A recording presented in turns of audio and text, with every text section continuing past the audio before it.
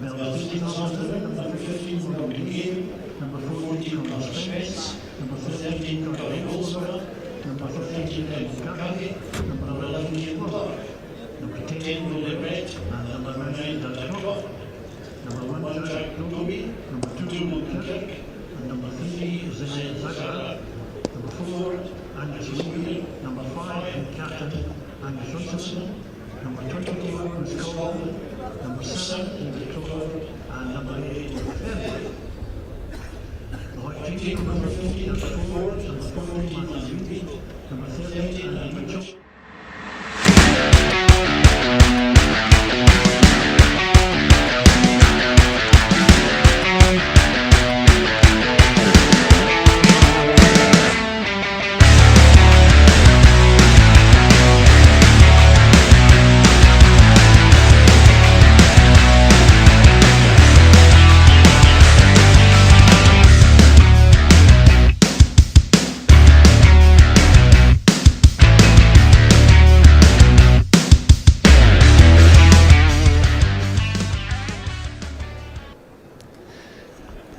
We're at the Greenyards in round 21 of the Arnold Clark Men's Premiership, and this one should be an absolute cracker, a full-blooded border derby. It's Melrose against Hawick. All the action coming to you live with kick-off at 3:05.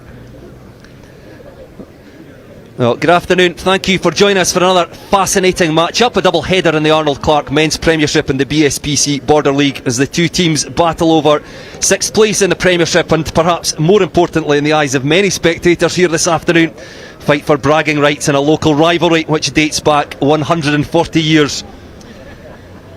Well, the teams met only 4 weeks ago at Mansfield Park in the rearranged first league fixture, with Hawick winning by 36 points to 17. But since then, Melrose have defeated Millar and Edinburgh Accies, while Hawick have suffered heavy defeats at the hands of Kelso and Ayr. So, home advantage in recent form in Melrose's favour, but border derbies renowned for their unpredictability.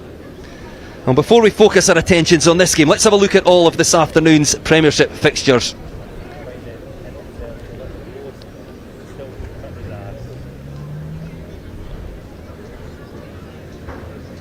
A quick look through there. Ayr against Heriots, the top two teams going head to head, and what could be a dress rehearsal for the Premiership final in 5 weeks' time. Well, the Watsonians might have something to say about that. They've already secured a playoff spot, and they head to Glasgow Hawks. A win for Hawks would see them take a big step towards securing their Premiership place next season. A difficult trip to Pointer Park for Curry as they look to secure the fourth playoff place. And then Mar and Edinburgh Accies face off in a relegation shootout. Both teams try to keep their hopes of Premiership survival alive.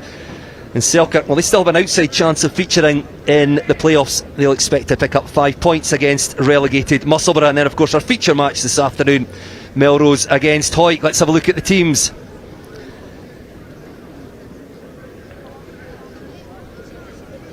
So the home side, first of all, Melrose line up with Jack Dobie, Logan Kirk and Zen Zwagjak in the front row. Captain Angus Runciman alongside Angus Weir in the second row. And Bruce Colvin, we're more used to seeing playing at scrum half, moved into the back row alongside David Crawford and Will Ferry.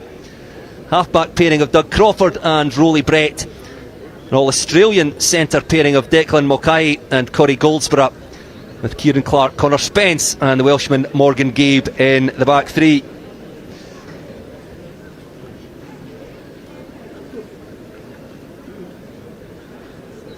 And for Hawick, captain Sean Muir alongside the vice-captain Fraser Rennick and Nicky Little in the front row. Hughie Donaldson and Sam Frizzell pair up in the second row.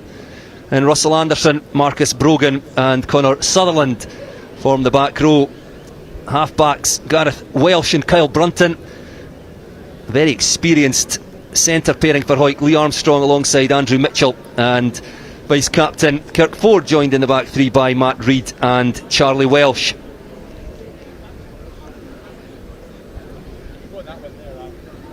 Well, as we wait on the teams coming out, let's get the thoughts of the man alongside me in commentary this afternoon, Dale Clancy. Yeah, this is an interesting fixture between these two sides. They've struggled for form, they've struggled for that consistency, but this is it's a mouth-watering border derby.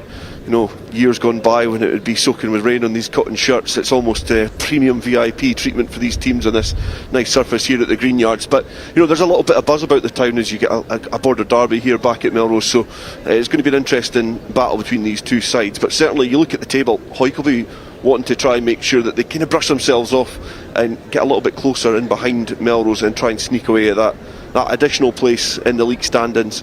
Not a lot to play for in terms of silverware for these two teams, but certainly a lot in terms of bragging rights. Yes, it's interesting, the league table. Melrose sitting 6th, Hawick 7th, but it's probably unlikely to happen. But all the teams from Hawick down could be dragged still into the relegation battle. A win for Hawick today, I think, would see them jump clear of that. Neither can get themselves involved in the playoff battle, but it's fairly tight in the middle. All four border teams sitting side by side there. Yeah, I think it paints a picture of what's happened after Super Series, and you look at the teams like Hawick, Mar, Curry, Edinburgh Accies. They were the teams last year that were pulling all the punches in the Premiership, and now you've got the likes of Ayr and Heriots and Watsonians coming back in. It's going to take a little bit of time for the league to settle, but it's cutthroat this year. 3 teams going down. You see at the bottom of the table, Edinburgh Accies, and you kind of think that Kelso are probably going to be difficult to catch, but certainly you're saying all those teams realistically can still be dragged in, but it's going to take a bit of time, and I think both of these teams will be looking, they'll start to have an eye on next year now in terms of how they're going to sort their squad. But certainly a good occasion, and it's going to be a good game. Well, out come the sides.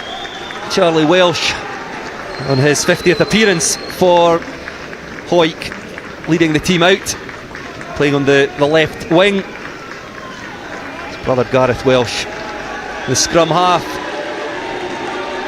And applause from the stand over on the far side of the pitch from where we are stationed. cheering Melrose out onto the pitch.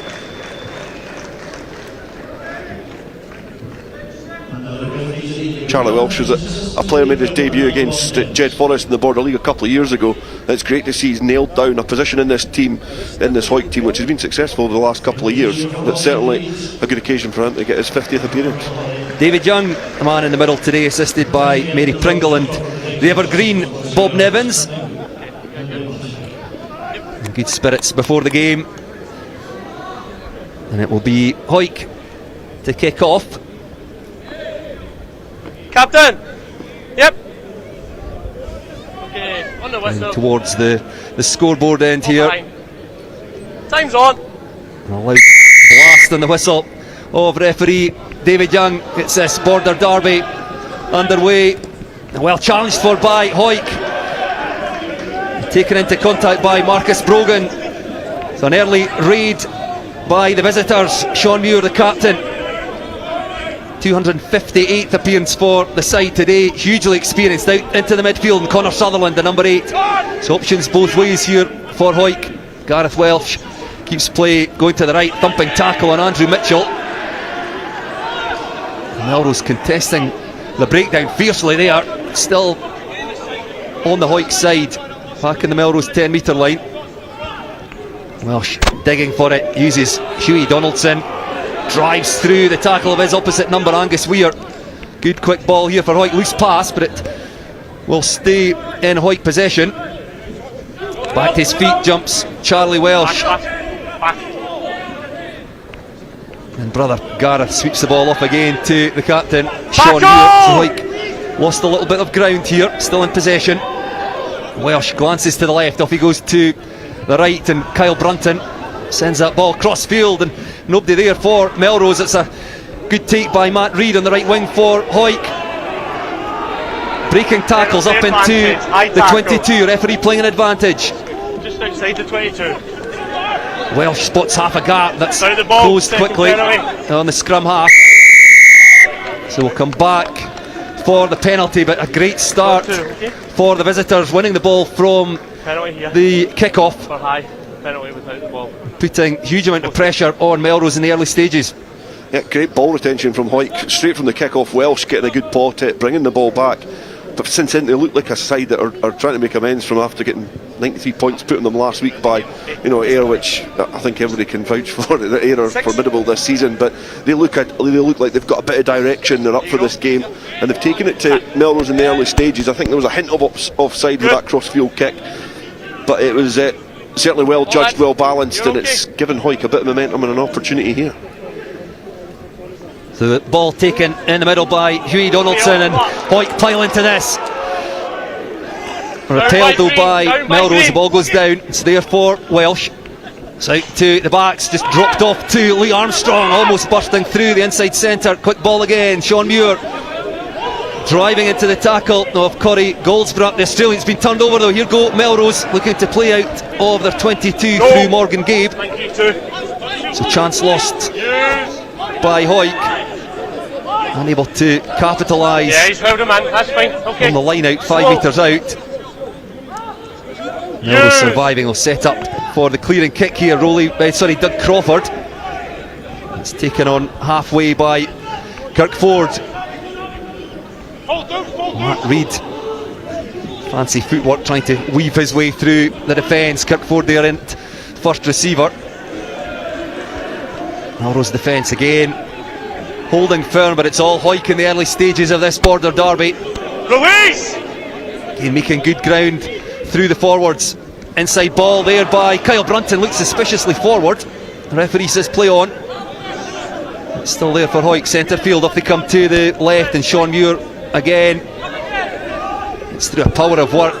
The captain, a loose head prop. Appeals by Melrose as Gareth Welsh again looks for the break, and bursting tackles again into the 22. Ball out to the right wing, and Matt Reid.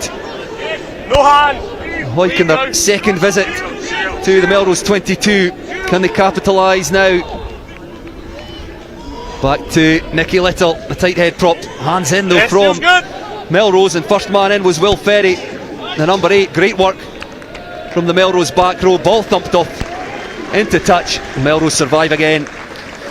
Brilliant ball retention from Hawick. They're asking a lot of questions of this Melrose defence, but that steal on the ground from Will Ferry was excellent. I don't know if you get a view of it here, but certainly the way that he was able to just leach over the ball and rip it back, and it was the back row forward for today, Bruce Colvin, that managed to clear the lines. But it just relieves the pressure temporarily. But Hawick up front have a lot of firepower, but they've just misfired from the line out.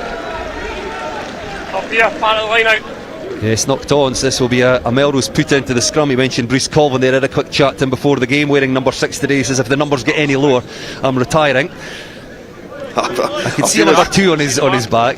I can feel his pain. That was what happened to me. But he put on social media that his number's been turned upside down, but it's kind of washed slightly because he's wearing number 24 this afternoon. So obviously he's put on the forward stop, and it's perhaps a little bit baggy. So he's snug in that 24 jersey. I'm sure he'll do a sterling job in there. Great servant of the club. 33 years old now.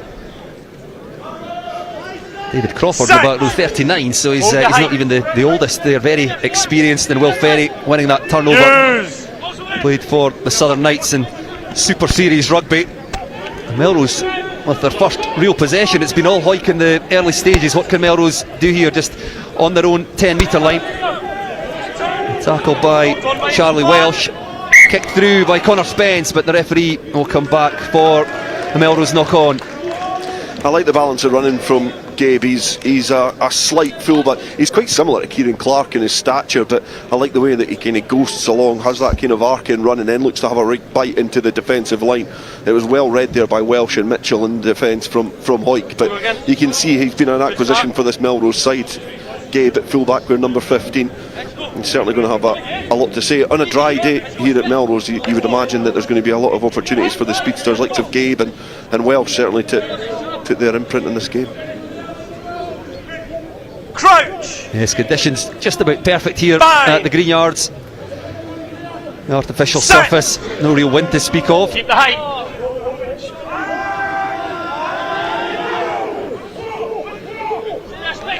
Solid scrum by Hawick. Gareth Welsh had a quick look up the left. They're about 10 metres to play with. Off they go into the midfield. Charlie Welsh side down, but high tackle. It's an advantage here for Hawick. And it's Kirk Ford, one of the 2 vice captains, he and Fraser Rennick, takes the ball into contact up that right flank for Hawick. Again, thumping defence by Melrose. It's still there though for Welsh. Sweeps the ball out to Armstrong. There's numbers here. That's Armstrong. Now offloads the ball to nobody in particular. Tidied up by Sean Muir.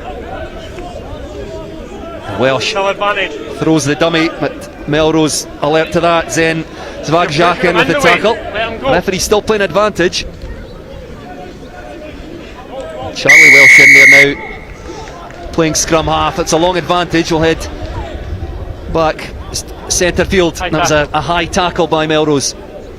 Yeah, I can see the ball getting through Welsh, and then when it's out the back to Charlie Welsh, and just rides a little bit high from Goldsborough there, and just above the sternum. So referee, rightfully so, awards the penalty. But you can see that Hawick again, they've reverted back to Hawick of old in terms of they're looking to be really pugnacious up front, really use the impact of the forwards, and losing a player like Logan Henry, who's been the scrum half for Hawick this season, he's a real find for them. Welsh is a good 9, but you felt like Henry just brought a little bit more of a urgency and asked a few more questions around the fringes. But there's opportunities there for Welsh as well. You can see he's having a look to snipe, but another opportunity for Ford to get the first points. Yes, an interesting call by Hawick here. They've had 2 forays into the 22, unable to make anything of those. You've gone for posts here, Dale? The wind's quite hard to judge, but he's an accomplished kicker, Kirk Ford, and I'm sure he's just wanting to try and eat Hawick's noses in front after what has been an impressive start. So Kirk Ford taking his time over this one, right in front of the post. It's a long way out, catches that one nicely. No. Well, he's missed that one, just faded past the upright. So still no score here at the Greenyards. It's been all Hawick, but nothing to show for it as yet. Yeah, it's a warning shot there for Melrose, though, to make sure they don't give away any penalties. They've given one inside the 22, one longer range.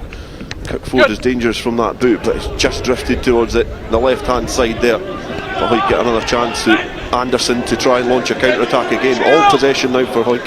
Yes, Russell Anderson, not only a hooker, but with a neck injury that's not allowing him to play in the front row for now. He'll be enjoying his time in the back row. Armstrong again, that ball threaded through for Charlie Welsh to chase, but it will beat everybody into touch. Just midway between the Melrose 22 and 10 metre line. You think there that if that kick's probably just a bit further infield, maybe better balanced. Hawick have been asking questions up front, so they're constantly just running at this defence, and that led to space in behind. That's the first time we've seen Hawick really put boot to ball and attacking a kick. We had the cross field earlier on, but you can see if they keep mixing up their game, there's going to be opportunities, and they've got the overthrow. Yes, Melrose line out been snapped up by Fraser Rennick. The hooker back in the starting side today as Russell Anderson crashes into contact. Good quick ball here for Hawick. Lee Armstrong takes the ball to the line, looking for space, threaded through by Andrew Mitchell. That's been snapped up though by Melrose. And look to just set up a better angle for the clearing kick through the forwards. Looks like Doug Crawford will take on kicking duties himself off that left boot up the stand side touchline. It's a good clearing kick by the Melrose scrum half. That is an absolute raker of a box kick. I was just thinking in terms of when you were lining up the box kick, he's a left-footed kicker, and it is just swerved the right amount of angle just towards that halfway line. That's an excellent exit for Melrose, but there's no let up at all for this Melrose side, because straight away Anderson's deployed in midfield and crashes over the halfway line. Yeah, he's a very good ball carrier, and Lee Armstrong in the 12 jersey, one of the danger men for Hawick, fighting his way through, gets the ball away to Matt Reid. Hawick right wing looking for work, and Armstrong back to his feet to play scrum half. Still with Hawick and still Armstrong in there. Whips the ball out to Fraser Rennick. Gareth Welsh back in place at scrum half. Slower ball this time, using Lee Armstrong heavily. Throws the dummy almost through, tries to get the hands free. Okay, big tackle.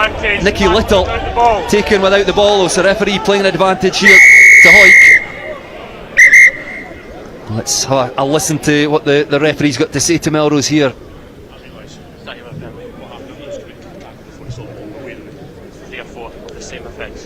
What you're doing around the tackles. Couple high, couple late.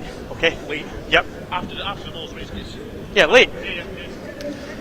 That's really good from Hawick. They're throwing a couple of numbers towards that contact area, and even if the ball carrier's not getting the ball, well, the ball carrier is taking the ball forward, and if the runner's not getting the ball, he's actually causing enough confusion and congesting that contact zone that it's given a few loose arms for the likes of Armstrong to get through. And then put those offloads in, get Reid in behind, get Mitchell in behind. I really like the way that Hawick are approaching this. Make sure the ball carrier's available. There's a relentless pace to it as well. It's the urgency that Hawick have been playing with in these opening minutes. It's a very different Hawick side to the one beaten 93 points to nil at Mansfield Park last week by Ayr. And here they go again. Marcus Brogan, the open side flanker, charging into the contact. 6 metres or so short now. Number 8, Connor Sutherland, driven forward by two teammates. Gareth Welsh. Slow ball now again, uses the hooker Fraser Rennick. Fourth visit to the 22 for Hawick. They'll be desperate to take something from this foray, keeping things tight through the forwards. Melrose defence for now holding their width. Back it comes to the left, and Rennick again. Have advantage 9. Nicky Little in there, it's with Welsh though. Now they go a bit wider, ball pulled back, and then they angle back in by Andrew Mitchell, and Mitchell goes in under the posts.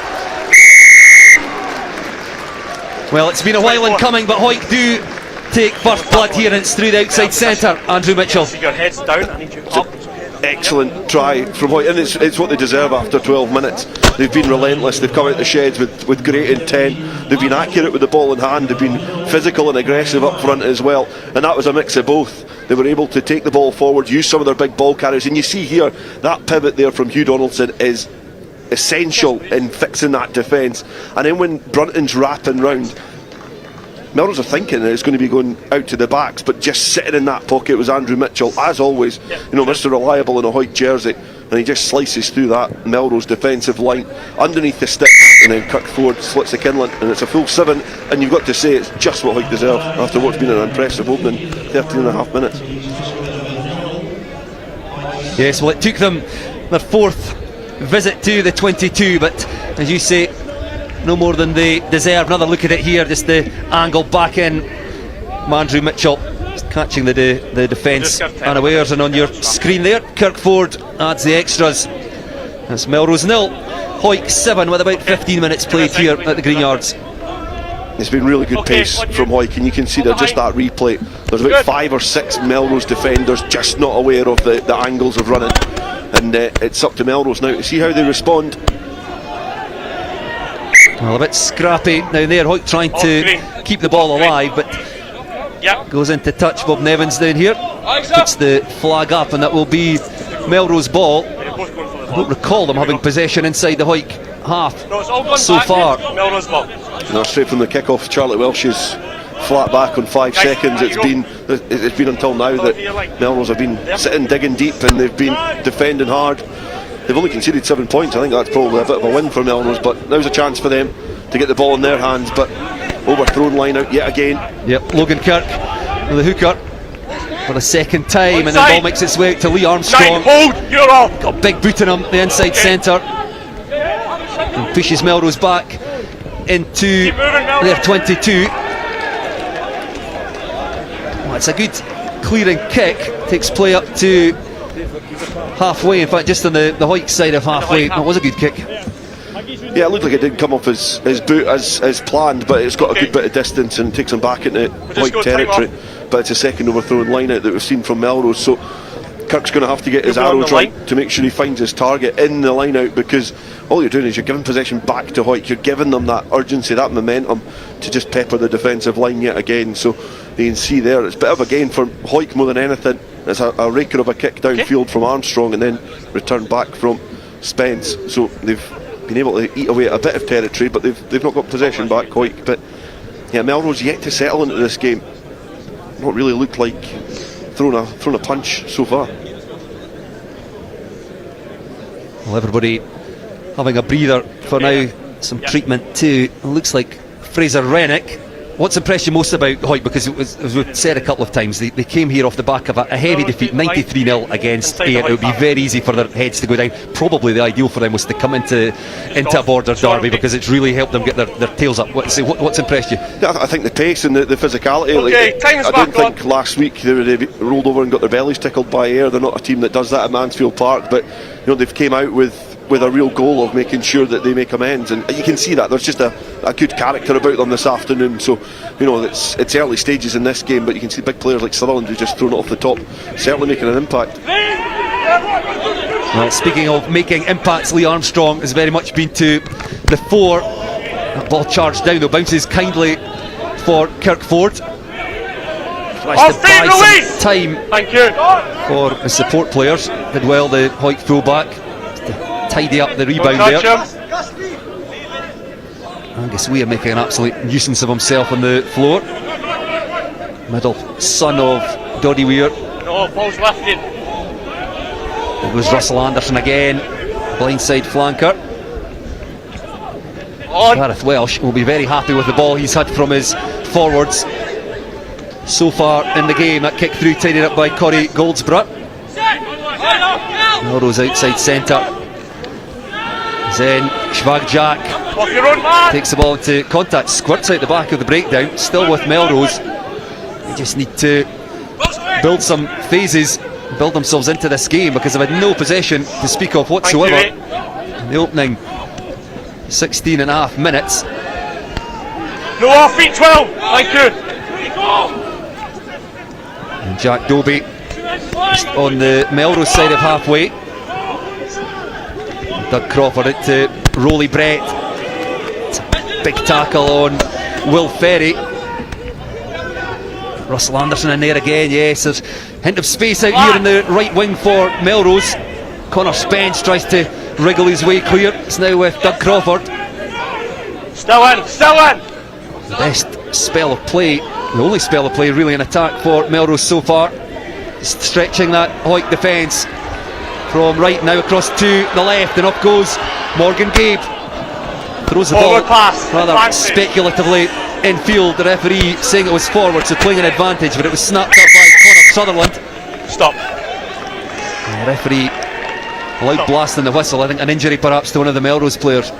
No wonder. I think it was Sutherland who charged like an absolute juggernaut, and I'm trying to figure out who the player is on the ground. I don't know if that's perhaps Goldsborough on the outside centre. He got clattered with the carry of the ball.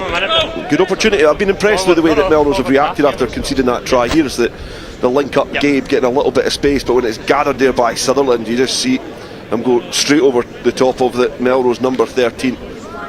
Sutherland's been a miss for Hawick this season. You can see the impact that he has, but it's good to see Corey Goldsborough back on his feet now, but perhaps he might need a little bit of assistance off the field just to get a check over.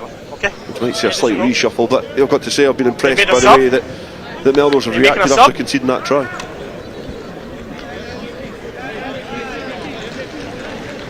Yes, going through a few phases there, getting the ball into the wide channels on the right and then the left. You can see the Hawick defence. Okay, so it's a forward pass. Just being stretched side to side. Donald Crawford coming on wearing number 25, coming on for Corey Goldsborough.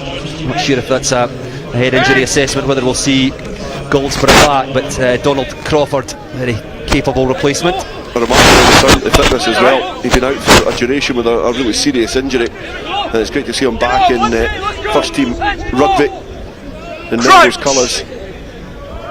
He spent a long time trying to get back into full fitness, but Donald Crawford, he certainly bounced about on the pitch looking ready to go. He was only getting better and better, time with the Knights, he's had time elsewhere as well. He's starting to really hit a real rich vein of form for Melrose, and then injury kind of curtailed that, so great to see him back out there. Brother, of course, of Doug Crawford, who's playing at scrum half. 3 Crawfords in the team today. David in the back row, I think, related. Crouch! So Welsh brothers out there for Hawick and Crawfords for Melrose. It's a big scrum by Melrose. Connor Sutherland does well at the base of the Hawick scrum. Around the corner come the forwards, led as ever by Sean Muir. And the ball whipped back to Kyle Brunton. Plenty of time just to pick his spot, but maybe not where he intended. Morgan Gabe reads that one well, chips over the top. A good chase by the fullback Kirk Fordo, tidies up for Hawick. So Melrose just slowly finding their feet in this game. Fraser Rennick with the carry for Hawick, and back it goes again to Kyle Brunton. This time goes high, but a little too far. It's confusion in Melrose ranks. Donald Crawford racing forward, couldn't quite get there in time. Double knock on, first by Melrose. It'll be a Hawick scrum. You could see Rolly Brett just underneath that. He was almost in prime position just to catch it, but you can see Crawford was hairing on to the ball and trying to gather it, just misjudged it slightly. It's a player that's perhaps shown a little bit of ring rust. Not played a lot of rugby in the last few months due to his injury, but as keen as ever to get back into it. We good? Okay, let's go. Yes, as you say, it was probably Rolly Brett's ball. So a change in the Hawick ranks. Finlay Douglas coming onto the right wing for Matt Reid. Both teams forced into early changes. Finlay Douglas, so a cousin of the 2 Welsh brothers, one of whom is racing away up that right hand touchline. Gareth Welsh into the 22, straight into the arms of Finlay Douglas, just on the field of play, and in for Hawick's second try.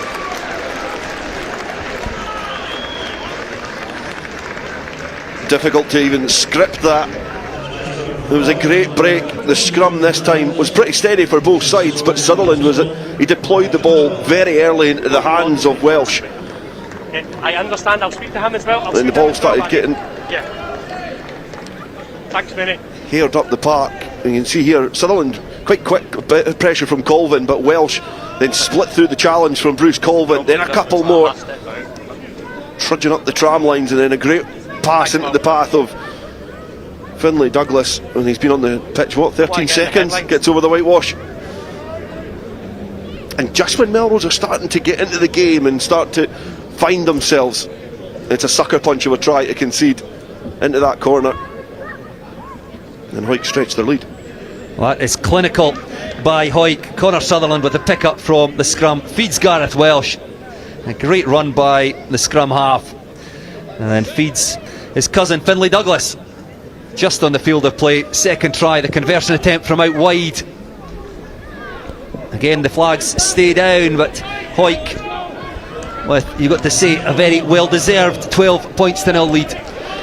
Yeah, as I said before, after about 14 minutes I was impressed by the way that Hawick came out after Not too long. such a heavy defeat, but Welsh has just fed Douglas there into the corner to extend Hawick's lead after Melrose had reacted quite well. So Hawick take a grip of this game now. It's not a long way to go, but they certainly look confident. They don't look like a side that's been scarred by a 93 points to 0 defeat at home. Playing with a lot of confidence. Lee Armstrong sets up the position, and then Russell Anderson, for not the first time today, with a good strong carry. It looks like they will use the boot again. Kyle Brunton thumps the ball downfield again. Morgan Gabe, the Welshman, positioned well. Hint of a high tackle there. Yes, the referee agrees, playing an advantage here. Connor Sutherland, he's certainly physical, the Hawick number 8. Just a little too physical there as Rolly Brett threads that ball through, picked up by Gareth Welsh, and will come back for the penalty. Yeah, Gabe could have picked a better fight and then running into Sutherland and Little. If it was wrestling, there was certainly a 3 count there because they just both went in clothesline. Nicky Little going across just to tap on the shoulder, but it was a strong challenge. But again, it shows that vision from Gabe at fullback when he can size up where there might be the potential of a gap. He's spotted that there's 2 forwards, he's sizing up to kick, then just bounces off that right foot and then just runs into 2 massive pillars. And there's a yellow card there as well for Nicky Little. I think he's been shown a yellow just because of probably the impact and the physicality of that collision. But I do like Gabe at fullback.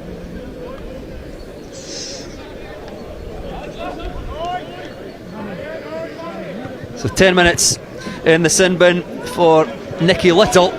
Can Melrose capitalise on that against 14 men of Hawick from the penalty taking play to about 15 metres or so from the Hawick try line. Ball carrier available. The line out has been shaky so far, but this time Logan Kirk accurate with the throw.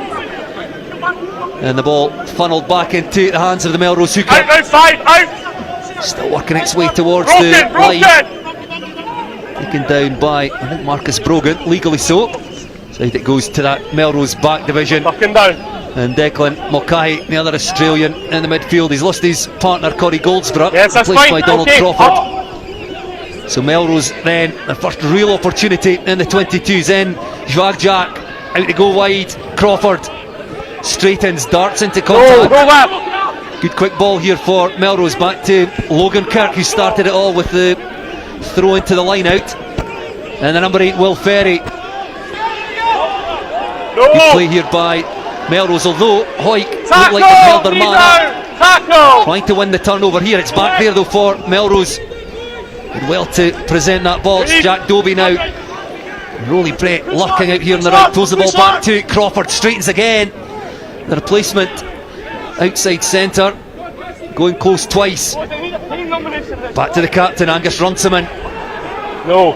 Solid defence by Hawick, strung across their own 5 metre line. But again, quick ball for Melrose as they build pressure here. Jack Dobie again. Tackle, release! And Hawick just trying to slow things down at the breakdown, buy themselves time to set the defence. Connor Spence now charging in. Back they come to the right. Tackle! Wearing the number 24 jersey. Thank you, 9. Slower ball here. It's back with the number 8, Will Ferry. One of the more experienced campaigners in that pack, former Southern Knight. Crawford again, third involvement. That's stolen though by Hawick. Good work by Sam Frizzle, but we'll come back for a Melrose penalty. It's two examples of different ways to try and attack a defensive line when you're 5 metres out. Hawick were almost playing to all their players' strengths. You know, they're big ball carriers, acting as decoys, and then finding that space for Mitchell to exploit. You feel Melrose here are just trying to blast the door down. They're trying to use their big ball carriers that they've got in Will Ferry. They've been trying to obviously deploy a bit of Jack Dobie as well and Big Zen, but they're just not able to penetrate that defensive line yet. I get it, it's harsh, but it's still a penalty. See Nicky Little standing somewhat helplessly on the sidelines there, and I'm fairly certain we've got a break in play for an injury to one of the Hawick players. I think I saw that Melrose had called for the scrum, which of course forces Hawick to bring on a replacement front row and take off, whether it's a back row or one of the back divisions. So I think a good call here by Melrose. Yeah, I think that's what you bring in, a little bit of experience there as well. The likes of players that you've got in there, Angus Simpson, the captain, but Bruce Colvin have been around the block quite a lot, so they'll know how to try and win these games and get a little bit of an advantage. And Nicky Little, obviously, her time here at Melrose, a player that they know well, they know his strengths. When he's off the field, they want to try and force their hand a little bit and try and get that fizz of a pass from Nolan Brett. Get that utilised and get the players outside them into the wider channels. Well, it's Marcus Brogan that's made way. I'm just trying to see who's come on into the front row for Hawick. It's got to be Aidan Cannon, or it'll be Matt Atkinson, I suspect. That's not going to build relations, is it? Aidan Cannon, it is indeed. Time's back on. Now the other question is, will Hawick put one of the back division into the back row here? Let me get in there. Thank you. Okay, shoulders out, everyone. Crouch! Bang! Count numbers quickly. I think like they're a man short in the back division, so they must have put somebody in to the pack. So space for Melrose if they can get this ball out. It's Andrew Mitchell-Lynch's gone into the flank. Penalty advantage. Powerful Melrose scrum picked up at the base by Will Ferry. Held up. Is he over? The referee's on the spot. He has awarded the try. He took a long time over it. No, held up. In fact, it was a penalty. He's awarded the penalty. So good defence by Hawick. It was Will Ferry who picked up at the base. He's gone over the line. Ball held up, and back will come for another scrum. Let's have another look at it here. Yeah, it's a solid scrum there from Melrose. You could see it just start to splinter, and it was. I didn't think it was Will Ferry at the back who got over, but it was. He managed to scoop up the ball. Great defensive work from Hawick, and Kyle Brunton there, one of the players that are trying to get in underneath. That looks like it was scored to me. Certainly a close call. Bang! No, referee David Young, the man on the spot. Of course, he doesn't get another look at it. Doesn't have the benefit of the replays that we do. Again, another powerful Melrose scrum. Advantage. Missing Nicky Little. They could just march Hawick over the try line here. Well, no mistake this time. And Melrose have their try, and it's Will Ferry, the number 8, held up just a few seconds ago. 10.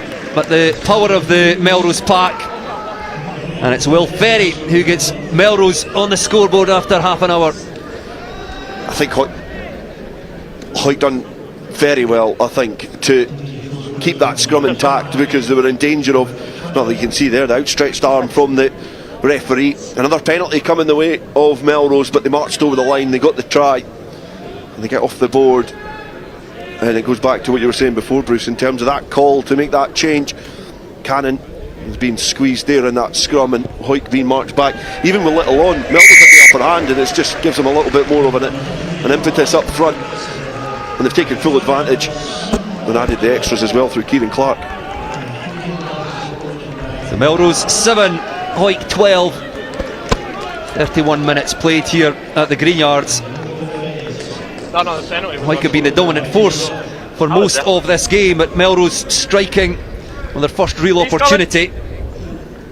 Nothing. Let's go, come on. Let's go.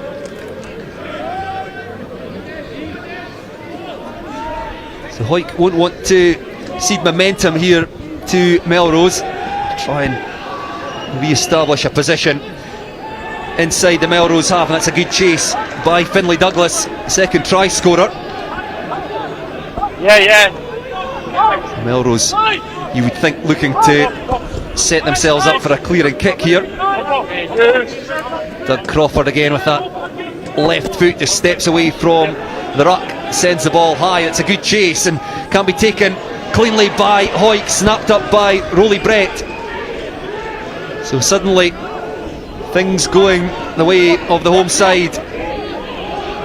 Thank you for on halfway, Declan Mulcahy inside centre, tackled by Charlie Welsh. Quick ball again for Doug Crawford. There's numbers across here. It's Donald Crawford, straight and straight goes, looks for support, finds the fullback Morgan Gabe. That is a wonderful try for Melrose. 2 quick fire scores, and it's all square here at the Greenyards. An excellent break there from Melrose, and Donald Crawford, looking as sharp as ever. I was expecting him to perhaps be taking a bit of time to find himself back into this game, but he looked electric when he spotted that gap there and burst through. And players just swarming through. Brett taking the ball to the line, gives it to Crawford, bounce back in field, which takes out Cannon there. Then he's in behind, and that's great supporting play there from Gabe, flooding through. Also there was Connor Spence and Mitchell just trying to ghost them and keep them into the corner. And brilliant work there from Melrose. Quick fire double, but look at the electric pace there from Donald Crawford, aware of what's on the outside as well. And Gabe, I did think it'd be a matter of time before he got a try. He's been impressive in the opening half hour of this game. Donald Crawford, who came on early in the game to replace Corey Goldsborough. I thought for a second he'd made the wrong decision to go himself there, but he had the power and the pace to go through the gap, and then he knew where his support was. That's Morgan Gabe, the fullback, who goes in for the second score. Conversion unsuccessful, so it's tied at 12 apiece here at the Greenyards with about 6.5 minutes left to play to half time. And it's amazing, you just have to play well in stages in a rugby game. Hawick being the better team for 25 minutes, but Melrose have had a good 8 minutes, and all of a sudden we're all square from that try there from Morgan Gabe. Good supportive play on the shoulder of Crawford, and the subs have made an impact in this game. Finlay Douglas scoring for Hawick, and then Crawford laying one on a plate for Gabe at fullback for Melrose. That's a good restart. It's there to be contested. Charlie Welsh, the man chasing for Hawick, but dealt with well by Melrose. David Crawford, however, holding on the deck, so Hawick win themselves a penalty, and they'll be desperate to swing momentum back in their favour. Yeah, see, all the time in rugby games, when a team get the restart, both teams have to react, and Hawick have put a bit of pressure on Melrose, just need to try and clear their lines, but just not being able to. They've put a bit of pressure on. Just check. Well, Ferry, the number 8, who's supporting Eric Cantona, collar up this afternoon, but he's put a bit of pressure on him. They've been able to just squeeze the ball in that breakdown, and it gives Kirk Ford an opportunity to put Hawick back into the lead, and Melrose will be kicking themselves because they've reacted really well after conceding a few points. And I think a sensible decision here by Hawick. They went for the posts earlier in the game, Ford missing from close to half time, but they've got a man in the bin. This just eats up a bit of time as well. If they were kicking to the corner, they're missing a key man in Nicky Little in terms of a lifter and a bit of power and a line out drive. I think the time just about up on the yellow card, so I think sensible by Hawick here. Kirk Ford, I imagine, will take every second that he's allowed here. Slightly to the left of the post, catches that nicely. Up go the flags, and Hawick retake the lead by 15 points to 12. I'm just wondering if Kick Ford might actually catch on there, Bruce, as a nickname for the fullback from Hawick, but he's impressive off the tee, and it was a good option there in terms of all the things that you've outlined, because we can see Cannon is off, Nicky Little back on the pitch, All behind you. and he'll add a little bit more grunt to that scrum, but he comes back on. Hawick are still in the lead, but it's a different context to the game now than it was before when Nicky Little departed. Good take by Charlie Welsh. Did I call him Kick Ford, did I, Dale? Was that belter?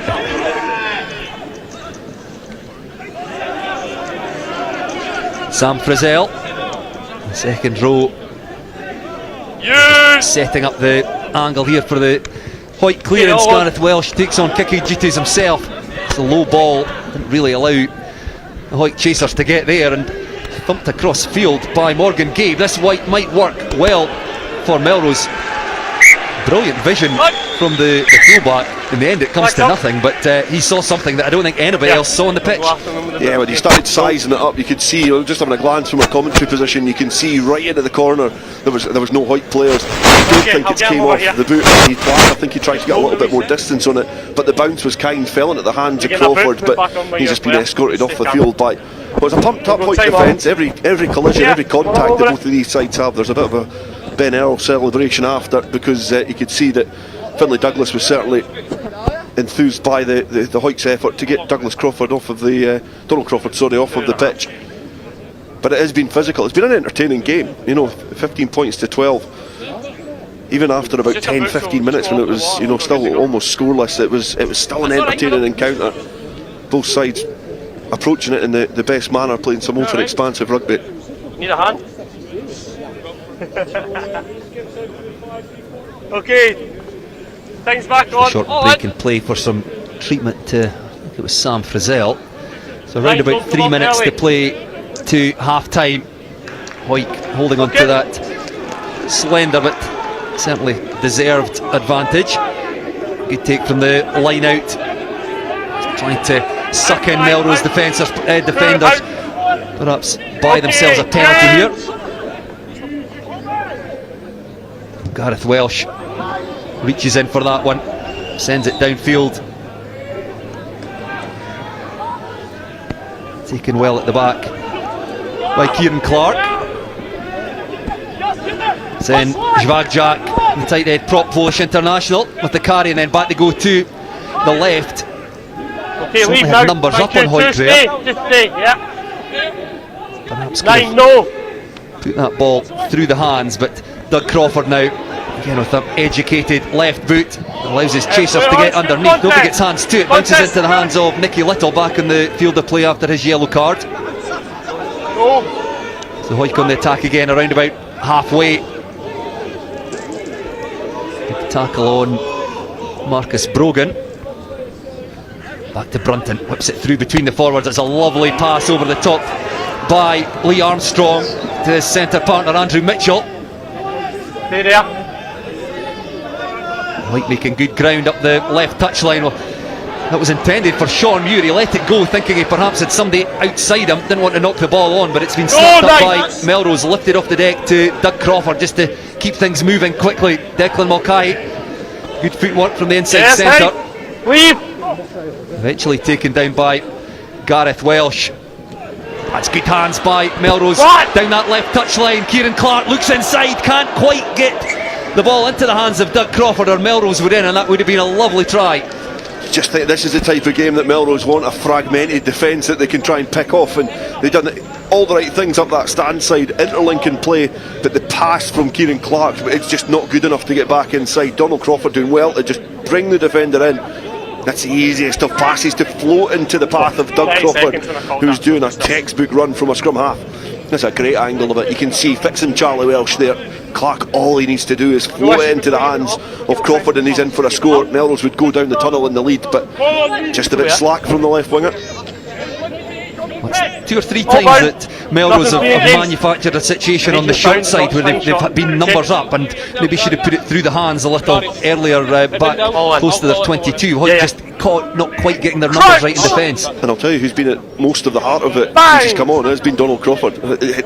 His interlinking play, he's played a lot at fullback, played a little bit at kind of 12, 13. Just his awareness, his vision of the game is impressive. Hold away. Don't go back. He's not missed a beat at all. He looks really good since he's come on. And it almost brings out the best of players like Kieran Clark, because that's where you want to be, getting them into space, churning up the ground. But just that end product back inside, it just needs to be a little bit better. Well, Melrose have been clinical. 2 real opportunities and they've scored twice, but I think the coaches and the players will be disappointed they weren't able to finish off that opportunity. Set.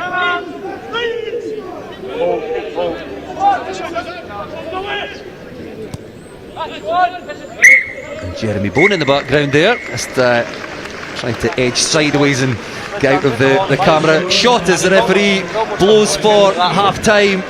Well, Melrose will feel that they should have gone in at half time in the lead, but unable to take that opportunity. But I think most observers here would say that Hawick well worth their half time lead, led for much of the match. It's been a very entertaining first half in the Arnold Clark Men's Premiership. 2 tries apiece, but it's Hawick who lead through the penalty of Kirkford. Half time, Melrose 12, Hawick 15.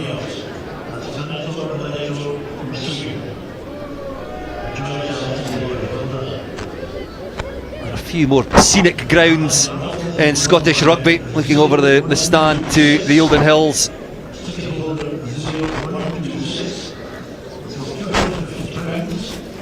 We'll have a look back at first half highlights in just a second, but very quickly your assessment of that opening 40 minutes, Dale.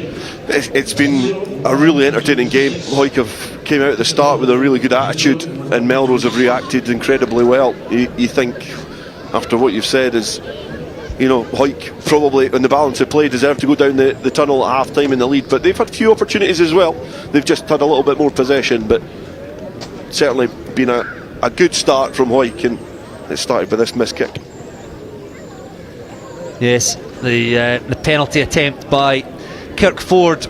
Hawick had 2 opportunities in the 22 before that, and I think just decided that they wanted to get some points on the board, but unsuccessful. Let's another look at it from a different angle. It was a difficult kick. It was right in front, but about 46 metres out. It was close. You could see him trying to curl it round with his head, but it wasn't long after that Hawick were rewarded with their first try through Andrew Mitchell. Yeah, and this is great work. Look at the ball. It goes into the hands of, you can see number 5 just lurking on the fringe there, Donaldson.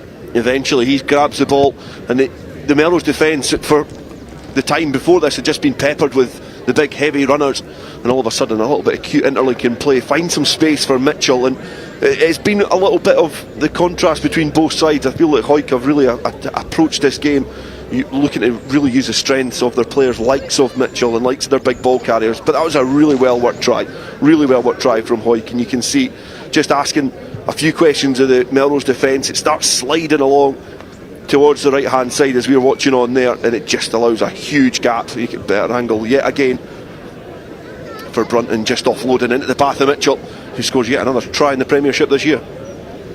Well, Kirkford successful with the conversion, but this one by Finlay Douglas just in the field of play. It was an absolute cracker, set up by Gareth Welsh. Yeah, Hawick under a bit of pressure at the scrums, but it was well picked up there by Sutherland, and he's deployed the ball pretty quickly into the path of Welsh, and Colvin just couldn't make the tackle stick. It's meant that Melrose have had to try and scramble, just not able to get back in time. But certainly Finlay Douglas, that's a hamstring tester, just coming off the bench, and he's herring up the stand side. It's a great view of the impact that Sutherland's had as well. He's been impressive in that number 8 jersey for Hawick, impactful with the ball in hand, and just allowing an opportunity here for Welsh just to snipe through, and that is a great pass to somebody in support, just floating it into the path of somebody, continuing that momentum, and Doug Crawford was never going to get over and make that challenge. Yes, I'm just thinking that was a lovely pass by Welsh, and there was a yellow card to Hawick's Nicky Little here, which proved crucial because shortly after that Melrose won themselves a penalty inside the 22, opted for the scrum, which of course forced the rejig. Hawick coming to bring on Aidan Cannon, make changes in the back row. Will Ferry picked up, was held up the first time of asking, but we came back for another scrum, and Melrose made no mistake at the second time of asking. Yeah, it was a good decision. You were saying on comms about the tactical decision of actually asking to go for the scrum from that position. It was easy to probably go for the 3 points, but they wanted Hawick to bring on a replacement, and actually, and unfortunately for Cannon, he's been instrumental in both Hawick's tries, because under a bit of pressure here at the scrum, and it was eventually that was the try that went over for number 8 Will Ferry, one of the easiest tries he'll score this season. But you can see the penalty advantage coming on again for Melrose, and Hawick do well not to crumble that scrum and perhaps be infringed further. 2 visits to the 22 for Melrose and 2 tries. Kieran Clark kicking the conversion. And then this was a lovely run by Donald Crawford. Morgan Gabe finishing things off. Yeah, Gabe's been really good in the first half. I think he's shown the great instincts that a snipey fullback has, and he's been rewarded with a good try. But you can see here, just when the ball's getting round, Melrose do really well getting their backs round. A good pass there from Brett, but just on the inside of Cannon. Great footwork from Crawford, just to stand up his opposite man. It's a one-on-one tackle. It means that he's now in behind. Hawick have to scramble to get back to try and thwart what would be a try, but Melrose just had a little bit too much pace there going through. Well, conversion was missed by Kieran Clark, which tied things up at 12 apiece. But Melrose missed an opportunity just before half-time that they will feel that they should have finished off. Yeah, I think I was obviously quite scathing of the pass, but we've already seen Gareth Welsh just float a pass into the path of Finlay Douglas. This is exactly what is needed here. Rolly Brett becoming a little bit more prominent in this game. Crawford doing all the right things, drawing the player on, knows where to pass. You see there, Clark is almost anticipating the challenge more than he is the pass, which is, as soon as you tip that balance, that's when things like that happen. An opportunity has passed them by for Melrose. They could have been going in at half-time in the lead. Half-time then here at the Greenyards in the Arnold Clark Men's Premiership. And it's Hawick with a slender lead. Join us again for second half action, but it's Melrose 12, Hawick 15. Mark and Samantha have tied themselves in knots trying to find a new car. It's not rocket science, Mark. Why isn't it easy? It is easy. With Arnold Clark, not only do we guarantee the UK's best used car deals, you can search and compare thousands of cars, adjust your monthly payments, and value your part exchange, all with a few clicks. Find your car your way. At Arnold Clark, we make it easy. 1, 2, 3, 4.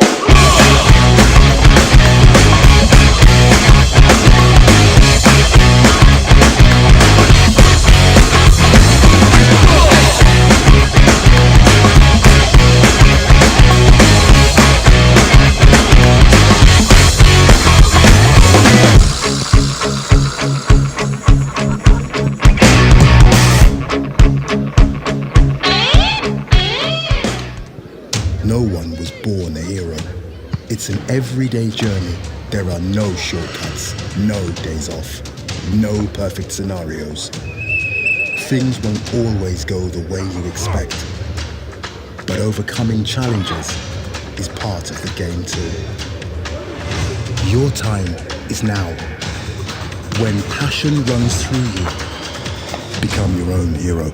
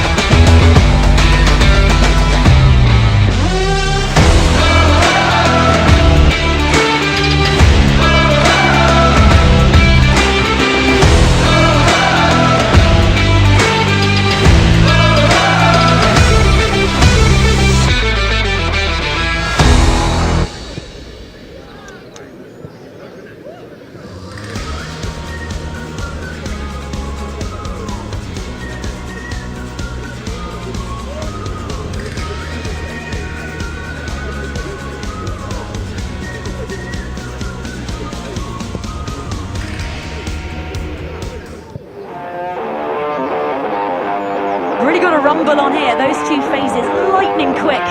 Mattinson, on to Nelson, the vice-captain. Here is Smith with 15 on her back for the first time in a Missile jersey, but offset, Corey Grant! Eyes alive, oh Emma, oh that is awesome! Nice one, Lloyd against Joyce, the hurdle, oh the razzmatazz and the score! Nobody at the back for Italy, just puts the ball on the foot. Ronan Lloyd is airing after this. Musso under pressure. Clear out was good, but the ball's there for Emerald to pick and go, and all will score. Chance here, chance for Thompson to go straight through the Irish defence. A second Scotland try.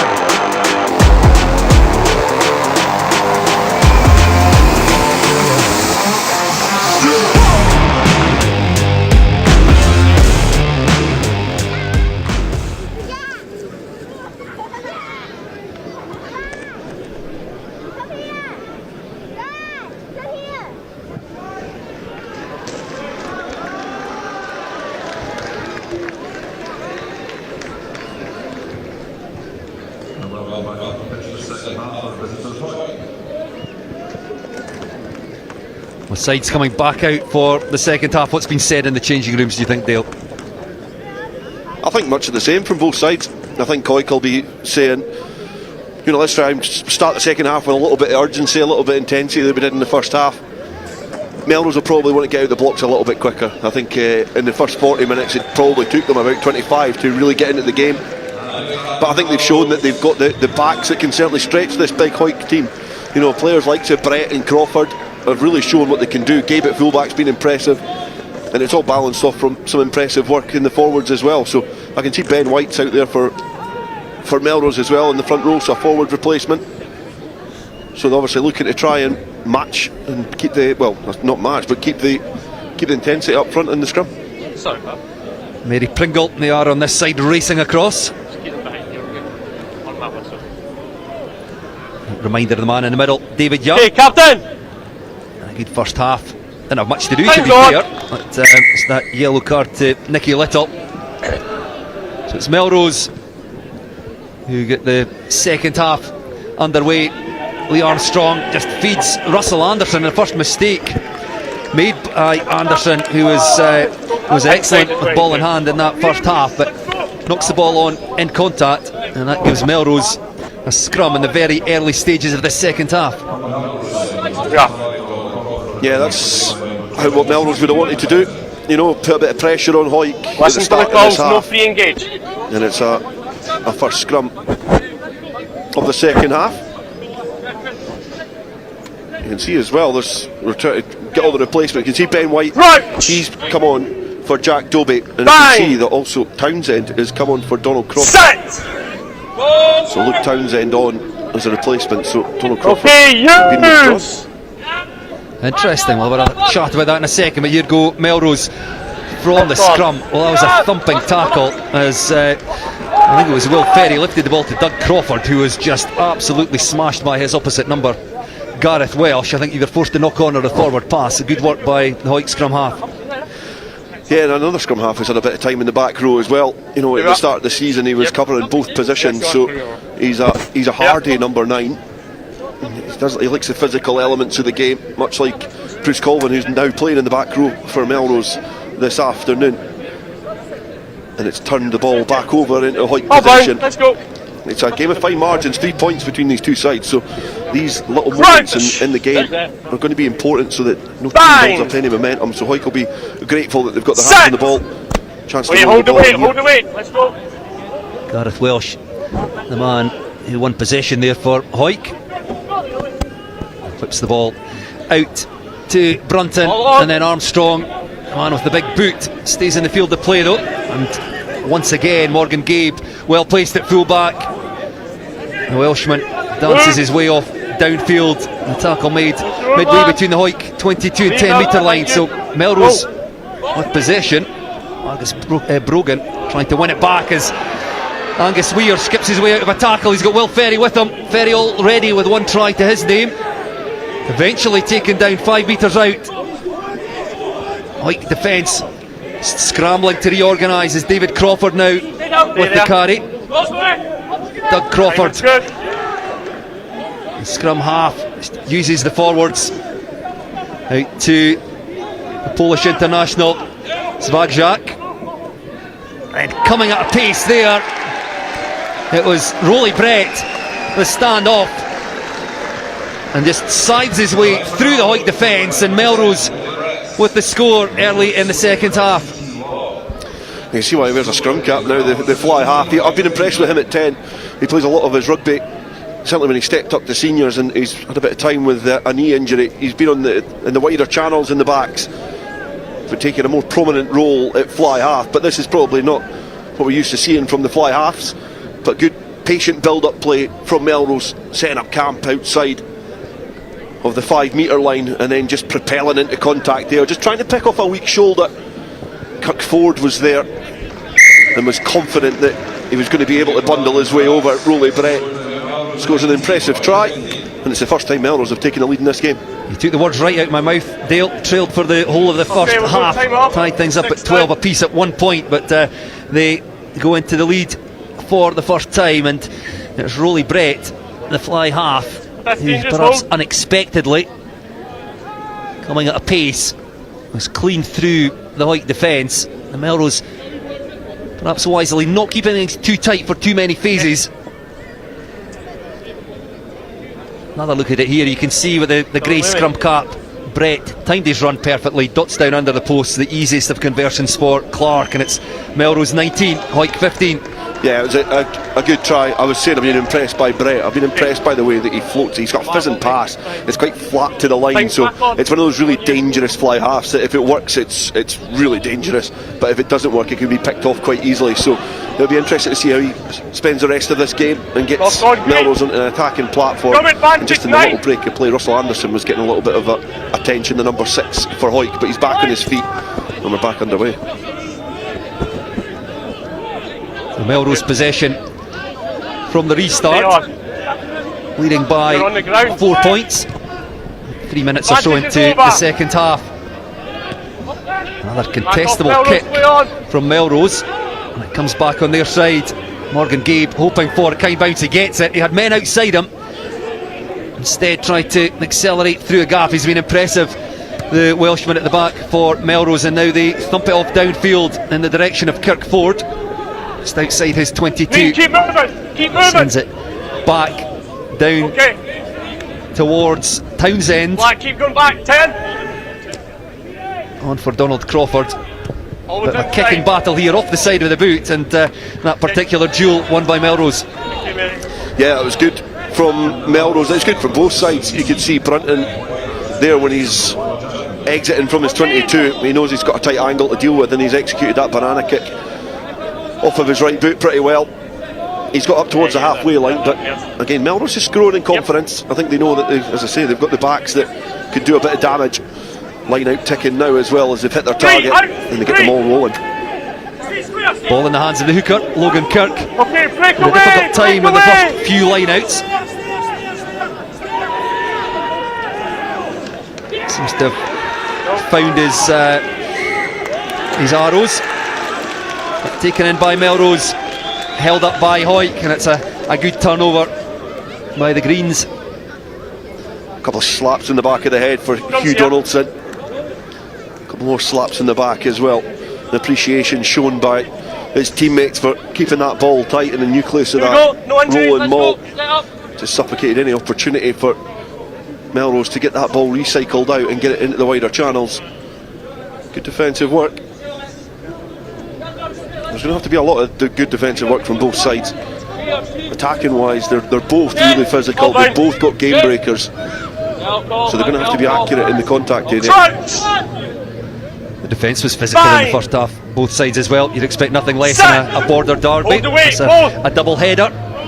Arnold Clark Men's Premiership and the BSPC Border League.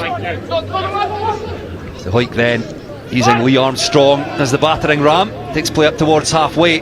Thank you, 9. Creative, the inside centre, but he can carry hard when needed. Got an excellent boot as well.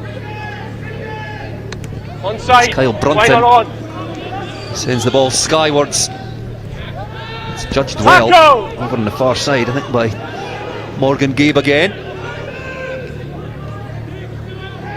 You can see Bruce Colvin jumping in at first receiver, playing in the back row, but perfectly comfortable playing there as well. Colvin thought about the pass, probably getting his role slightly muddled at times here, but leaves it for Doug Crawford. Again, uses that left boot well, but it was read nicely by Kirkford. The two Hawick vice captains, so it's the visitors again. It's play for now. He played in the middle third of the pitch. Leave him 7. Welsh to Muir. Lee Armstrong tried to drop the ball off there to his centre partner Mitchell. Ball put through. Kieran Clark snaps it up, chased all the way by Finlay Douglas, but Clark had the pace. And a Hawick mistake. Melrose capitalise, that's a bonus point try, and they extend their lead out to 24 points to 15. Yeah, I said Rolly Brett was starting to stamp his authority in this game, and he's done it there. Just got in between the two Hawick centres. I think they've perhaps just had a little bit of A misfire in midfield. You can see here Lee Armstrong starts to take the ball to the line. He's looking for Mitchell to just be in that pocket just in front of Rolly Brett, but he can't get in front of him, so the ball's ended up in Brett's hands and he just stabs it forward. Brilliantly balanced grubber kick to find Clark in some space. There was an option back inside. This might be the better angle to see of the option back inside. You can see what Hawick are trying to do with Armstrong, get Mitchell into that little gap there that's waiting, but not able to do it because Brett was waiting, lurking. Townsend is on his right shoulder, doesn't use him because he's got a great weight of kick to find Clark, who's now lining up the conversion. Yes, Cian Clark, the try scorer. 2 successful conversions so far, and that one comes back off the left upright, so unable to add the extras. But Melrose now firmly in control of this game. Bonus point in the bag. They lead by 24 points to 15. You could tell live that Lee Armstrong, you could sense it, just there was something not quite right. I think the angle that Mitchell was coming, but opted to give the ball very late. Couldn't be taken by Mitchell, but that is impressive by Melrose. Rolly Brett in particular, as you say, scoring a try and just weighted his kick beautifully. Yeah, it's really, if you're the ball carrier in that situation, you actually have to try and allow a little space for your 13 or your outside player to come in to allow them that opportunity to take the ball perhaps just off you. And I think Lee Armstrong probably just ate a little bit too much space there, and it allowed Brett to just, you know, squeeze in between. So great work from Melrose, and yeah, they get the bonus point try. Well, that was me just singing the praises of Lee Armstrong. He's had a good game, but it's the smallest of errors, pounced upon by Melrose. Clinical again. 4 tries in the back. Can Hawick respond? It's Melrose with possession. All the 50-50s going their way for now, having been under the caution the opening 25 minutes or so of this game. Trailed by 12 points to 0 at one point, but with a healthy 9 points advantage for now. And again, that's a good kick, just forcing Hawick back into their own territory. Yeah, and just starting to see the shape of that Melrose back division now. I wonder why Rolly Brett's a little bit more prominent. It's because Townsend's obviously went into fly half. Brett is now in the outside centre position or inside. Just a little reshuffle of that back line. Okay. And I think that's where Melrose do have a little bit of strength in their bench this afternoon. More so than what no! Penalty advantage. Referee playing advantage here, an infringement at the breakdown. Armstrong looking to make amends from that mistake, steps off his right foot. That's a good tackle by Morgan Gabe. Ball goes loose, will come back for the penalty. A real opportunity there for Hawick and Armstrong. Let's go. Yeah, Hawick do that quite a lot. They stab the ball just over the top, and Lee Armstrong rolling back the ears, hearing through and being able to just grab the ball. Just can't get his arm wrapped round enough to get that offload, but they had the advantage. They got the penalty, and it's something we've not seen a lot in this half. We're 10 minutes in, and Hawick have really failed to make an impression on that Melrose territory and in their half, so they've got an opportunity now just to eat away at that touchline. And that's a brilliant kick there from Kirk Ford to set up camp in the Melrose 22. Kirk Ford on screen there. Nothing in the air. Fullback, we're talking about Lee Armstrong, hugely experienced campaigner, 227th time wearing the green jersey of Hawick today. So can Hawick find their way back into this game? An accurate throw from Fraser Rennick. The ball fed back into the hands of the hooker, former Scotland under-20. 17 out! 17 out! Gareth Welsh just bides his time, allows the forwards to do their work, reaches in for the ball now, and it goes in behind Mitchell, tries to find Armstrong, takes it on the bounce, stepping through, looking for space, taken down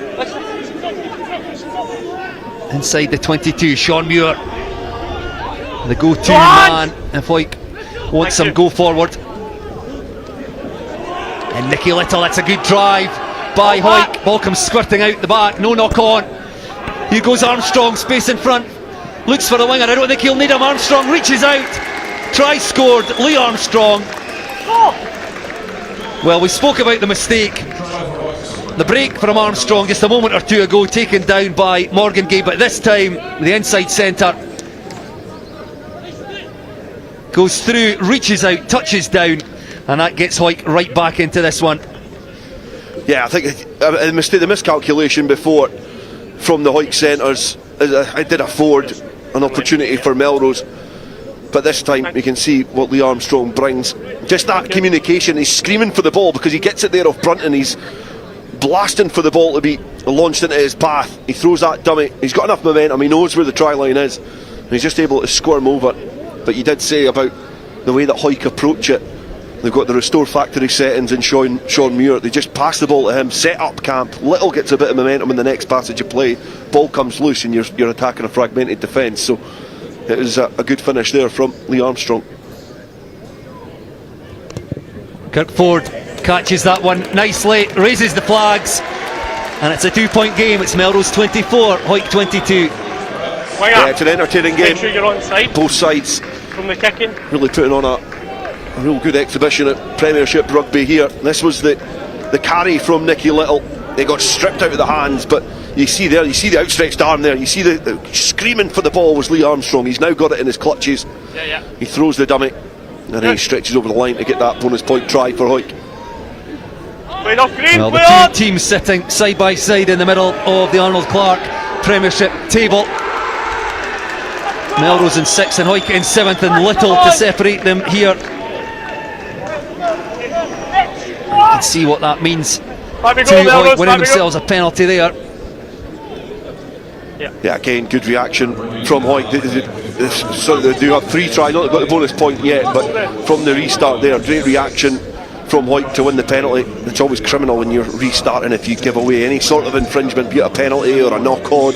You just can't steady your ship, because we were saying that Hawick have rarely been in the Melrose half. And there was one penalty before they set up camp, they scored a try, and now they're back in just inside the Melrose half, but they'll be wanting to lay up a platform. And I think that Armstrong and Mitchell are starting to feel that they're maybe back on the same wavelength again.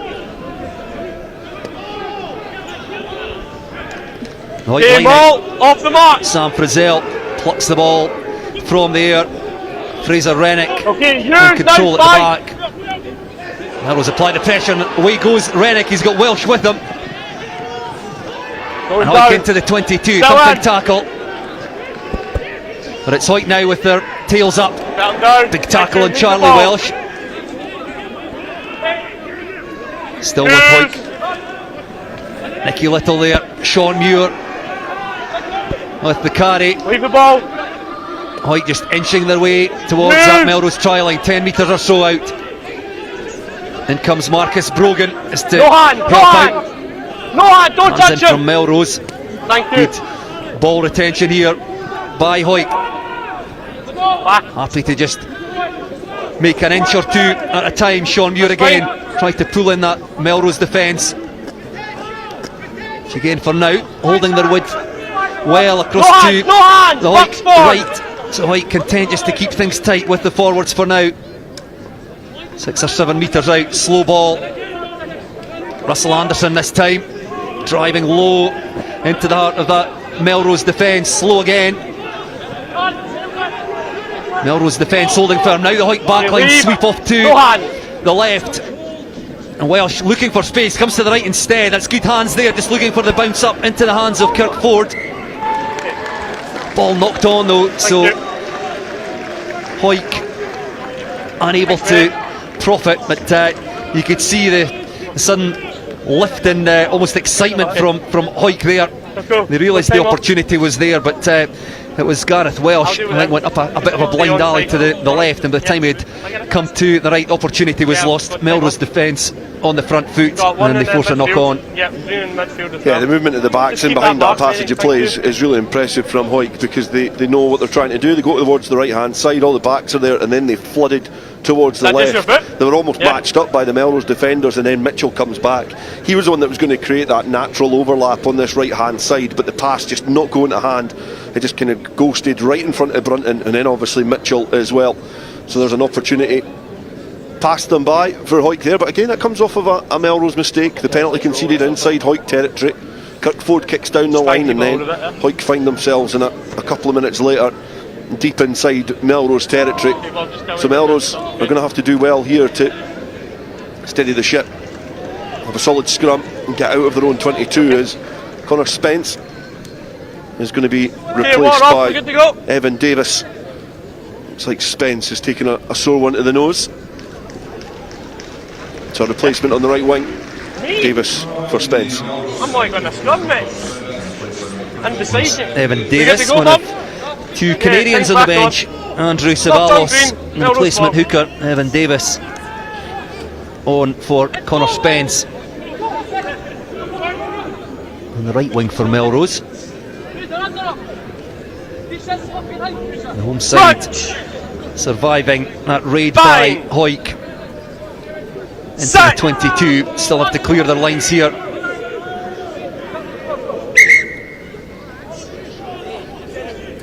Referee David Young not happy there. We'll reset the scrum. Here we go. You stay up, I'll work on him. It's a really interesting front row that Hawick have. Obviously a lot of experience there with Little and Muir flanking Rennick.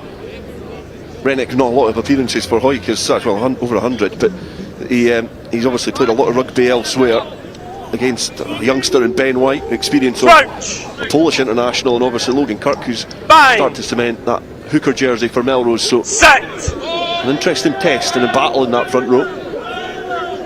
Okay, sideways, Melrose sideways, just about had the upper hand.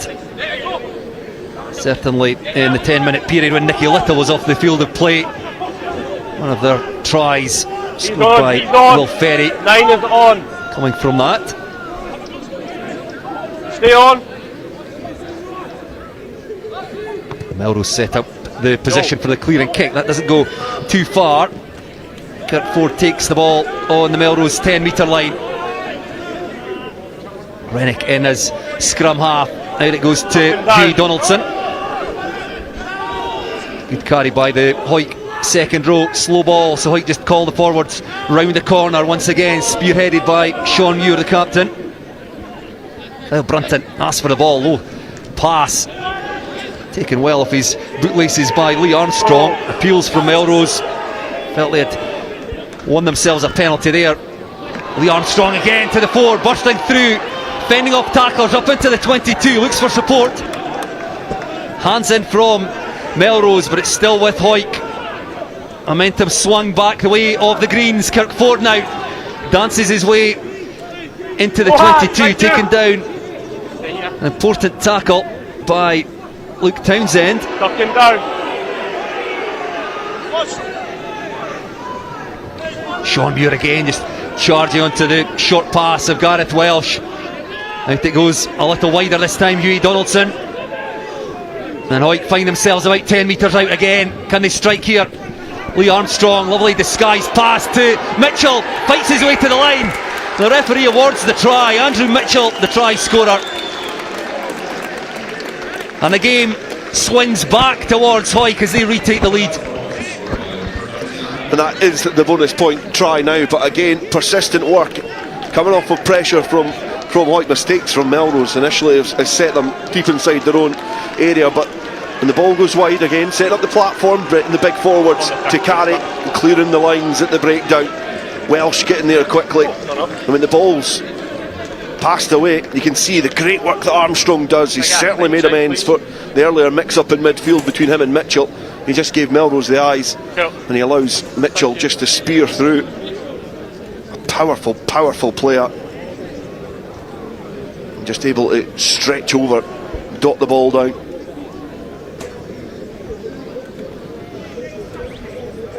So Hawick 27 points to 24. They lead. Kirkford looking to add the extras, 15 metres in from the stand side touchline. Just one or two steps up.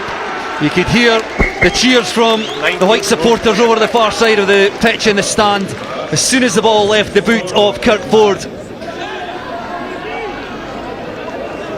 18, right? Well, it's Melrose 24, Hawick 29. Let's have another look at it here. Yeah, this would be a good angle of watching the build-up play from Armstrong and Mitchell, who are linking up in midfield. Yeah, so I've got the player ball on, passed you can quickly away, and you to see just walking along there, just glancing along. Armstrong's just able to ghost the ball into the path of Mitchell, who can just stretch over the line. Got a little bit of company there from Evan Davis, but not enough to put him off. That ball allowed to bounce. Came up nicely into the hands of Russell Anderson, who knocked the ball on in the previous restart. Always available. A good carry though by the blindside flanker for Hawick there. Sean Muir, centre field, fights his way through tackles. Takes play outside the 22, so Hawick I don't think will be able to kick directly to touch here. Sent high in the direction of Morgan Gabe. Heads off downfield again. Tackled in the Hawick 10 metre line. Doug Crawford uses Declan Mulcahy. Australian inside centre. Will Ferry, one of the Melrose try scorers. Good quick ball at the breakdown here for Melrose. Kieran Clark popping up over the right flank, the left winger. Go high, thank you. That's your own man. Slower ball here for Crawford. Back he comes to David Crawford. What? Tackle! To shuffle that ball along their backline under pressure from the Hawick defence who had raced up. Ben White now on the field of play for Melrose. Crawford, ball pulled back to Townsend. Out it goes, that's taken well by Kieran Clark at pace. They catch the ball almost behind his head. Ball squirts out the side of the breakdown though, snapped up by Russell Anderson, and back come Hawick. Tackle! Melrose managed to hold that one up though. Anderson takes the ball to deck. Sean Muir is willing as ever in there at first receiver. Kyle Brunton. Well, space out to the right if Hawick want to be adventurous, and it looks like they will. Nicely timed pass, the two centres combining well again as Mitchell tried to get the ball back into the hands of Finlay Douglas. Couldn't find a replacement winger. Back goes Connor Sutherland to tidy up for Hawick, but a real opportunity for the visitors. Lee Armstrong is down, and just a quick look at the score sheet, Dale. All the tries have come in twos. You can see how momentum is swung between the sides. 2 tries for Hawick, 2 tries for Melrose before half time, and then 2 immediately after. But it's back with Hawick, Lee Armstrong and Andrew Mitchell. It really is a fascinating encounter. Hawick currently leading by 5, and we'll have a short break here for some treatment to Armstrong. Yeah, it didn't look good when Lee was on the ground there. He faced down, and there wasn't a lot of movement, but Evelyn Shelley is giving him some attention now. It looks like he's certainly back in reality again, but it was good that the ghost that he had, the run that he had with the ball in hand, he knew exactly what he was doing, because in front of him was Logan Kirk. He knew he had the pace in him. He knew he was able to go and get on the outside, but Rolly Brett was there as well. He was looking to try and cut off both options, and when he passed it across to Mitchell, Brett just then bounced onto the next man. So the idea was right from Hawick when they had that counter attack, because they were sizing up to kick as well, and Kirk Ford has just went, let's attack, instead of going to kick, let's try and keep the ball in hand. But it all started from here. It was a great turnover. They've all squirmed out at the breakdown. And you can see Hawick here just going through their passage of play, sizing up to kick, and there's the call to go wide. Armstrong knows he's got a mismatch there, and he's got the ball 2 hands, and when he's passed it, he's just hit the deck a little bit heavy. Mitchell can't get the offload into Douglas on the inside. And the game comes to nothing. The referee spots the injury. And thankfully Armstrong's back on his feet again. If Mitchell had found Douglas there, it was on for Hawick. Douglas scoring, well, you reckon about 7 seconds after coming on the field of play. That second try, break by Gareth Welsh. So back to the action, scrum down right in front of our commentary position here, and Melrose is trying to get the ball back to the feet of the number 8. It's like Bruce Colvin shifted to number 8 there. Won by Hawick, but illegally. Penalty Melrose. Yeah, that was probably a culmination of having a little bit of lack of control at the back of that scrum, but then when there was the pressure put on Hawick, because of their intent trying to turn over, they accidentally infringe and go offside, so they give an opportunity for Melrose just to kick down the field, but it was pressure from Hawick at the scrum. But yeah, Bruce Colvin has shifted round slightly into the number 8 position. He carried from the 22 earlier on, so yeah, it's a little bit of a strange position for Bruce Colvin. He spent a lot of years playing number 9 for this Melrose side. Ball carrier available. They're putting his shift in the back row. Logan Kirk, great opportunity here for Melrose, but third overthrow of the game by Kirk. Can't find his jumper, snapped up by Nicky Little, and then banged off downfield by Kyle Brunton. That's a great clearing kick by the Hawick fly half. Melrose will be hugely disappointed to come away with nothing there. It's a mere matter of seconds. There's an unfortunate penalty and a great kick downfield, 5 metres away from the line. It's criminal to overthrow that. You just can't hit your target, and all of a sudden you're then back scampering back into your own half. And that's just the way that these games can turn. This game's, it's 5 points in it. It's going to be a bit of accuracy now from both sides. Kirk finding the captain Angus Runciman now. He'll wish he had done that a few seconds ago. 5 metres out from the Hawick try line, but what can Melrose manufacture from here? Marching Hawick back with them all towards halfway, still keeping things tight. Now they break away. Marcus Brogan with the tackle, Melrose with possession. Doug Crawford sends things wide through Morgan Gabe. Tackle! Evan Davis now, one for Connor Spence over in that right wing. Bruce Colvin looking for space, none there. Now it comes to Brett, throws a lovely pass across the face of the first forward to the second. Will Ferry of the carry. Peels from the sideline, both sides, squirting out the back. Gareth Welsh absolutely flattens Doug Crawford again, and for the second time today Welsh forces a turnover, and then the penalty. Melrose not rolling away. 17.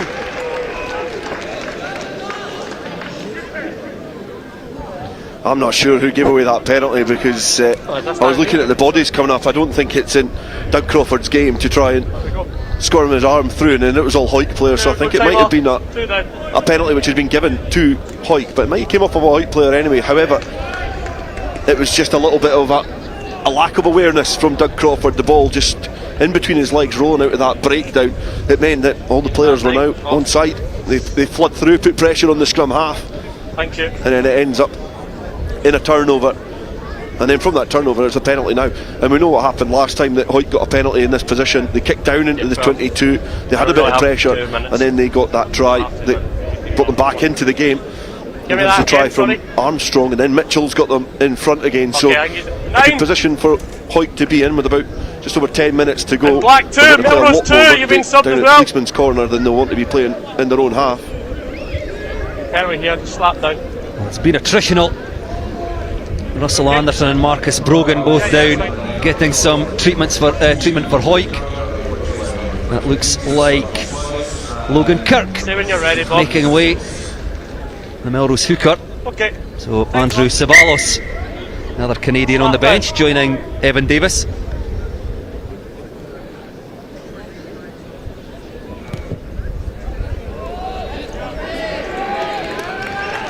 For much of the game there have been real momentum swings, but for now both sides just really fighting to get a grip of the game, both with opportunities. Melrose wasting one a few minutes ago in a similar position at the other end of the pitch on the same touchline. What can Hawick make of this one? Fraser Rennick throws to the front, races to the back of the maul. Melrose been told to get themselves out of there. Advantage number 5 in the side. And that's the captain Angus Runciman in the side, so the referee playing an advantage here, as Welsh just waits a second or two for the forwards, uses the backs instead. Nothing doing down that left touchline, so Mitchell, one of the Hawick try scorers, arcs back to the right to play just on the fringes of that Melrose 22. Sean Muir again, just dips that right shoulder, charges into contact. We'll come back for the penalty. Sean. Interesting here. Sorry, Dale, just going to say 5 points the difference, very kickable. Yeah, they were both going to say the same thing, so it's one of those decisions that I think you've got to be going for the post now. I'd be saying you've got to have Sean Muir. A big rough finger point towards the posts shows that that's what they're looking for, is those 3 points. It would take it just without out with reach of this Melrose side. A very, very kickable penalty for a man of the calibre of Kirkford. But again, it's a couple of errors. You know, it's a penalty just in front of us just inside the Hawick half, and then another penalty inside the Melrose 22. Has just laid this opportunity on for Hawick to stretch their lead. Well, this should be a fairly regulation kick for Kirkford. Just to the right of the uprights. Takes his time over it, just stabs it through. And that's 12 points from the boot of Kirkford. And that takes the lead now to 8 points, so more than a converted try for Melrose, with about 10.5 minutes left to play.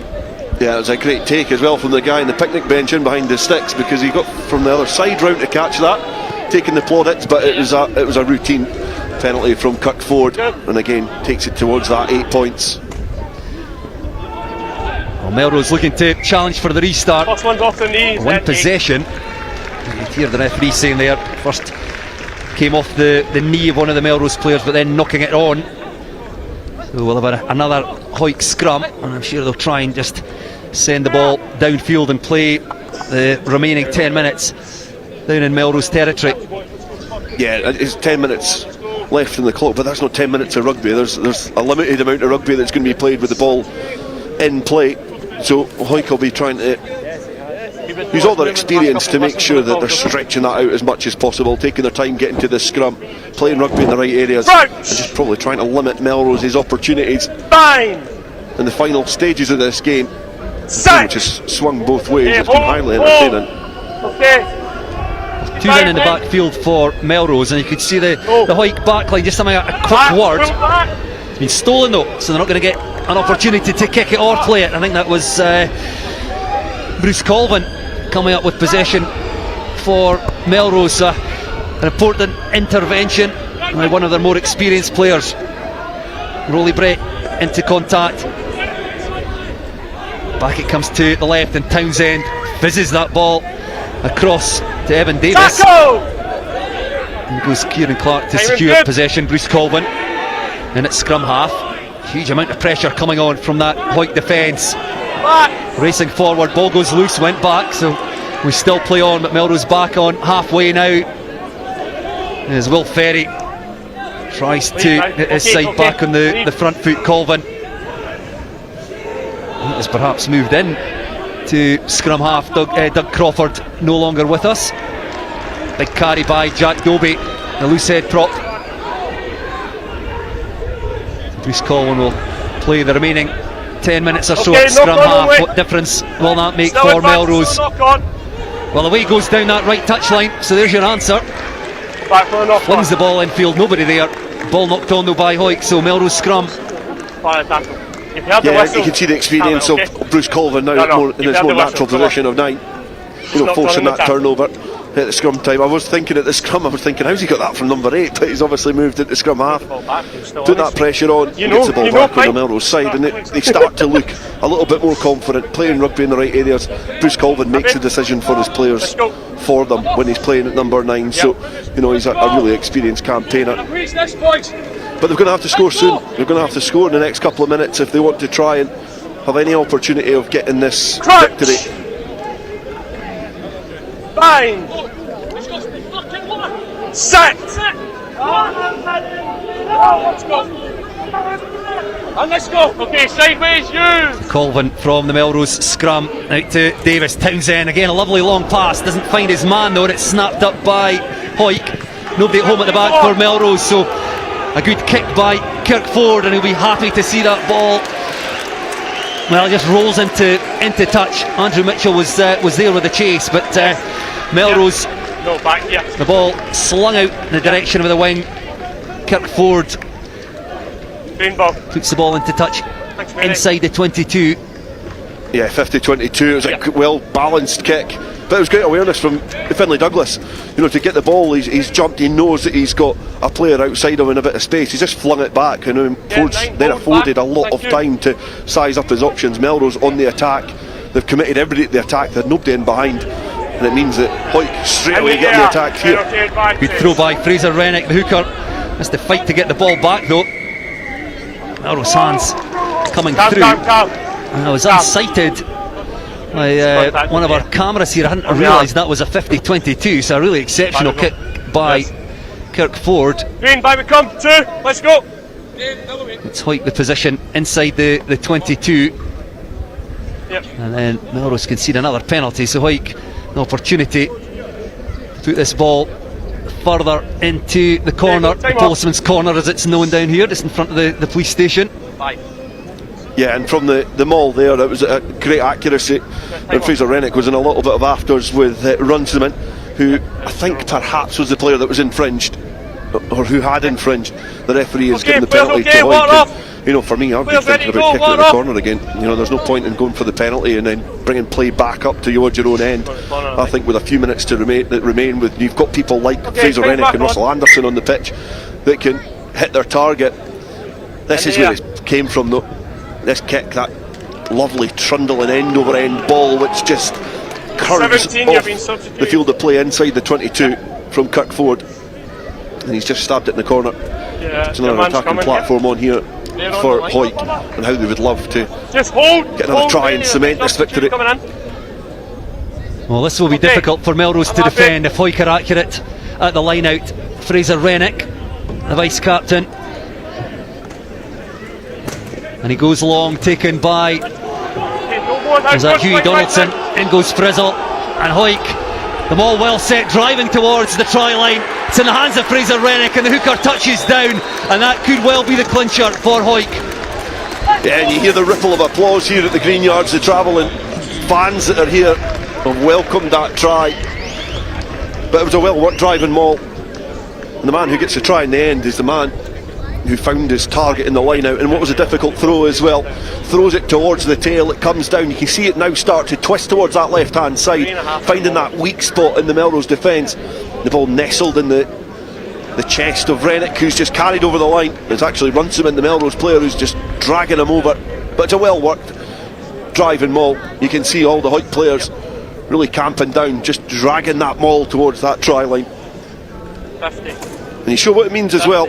I think a lot of sore egos in that Hawick camp from last week, and they've certainly responded pretty well, pretty emphatically, to come to their near rivals and just about walk away with a win.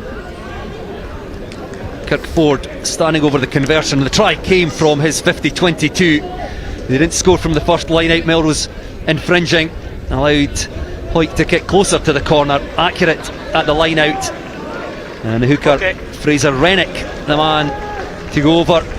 Kirkford just taking all of his allotted time here,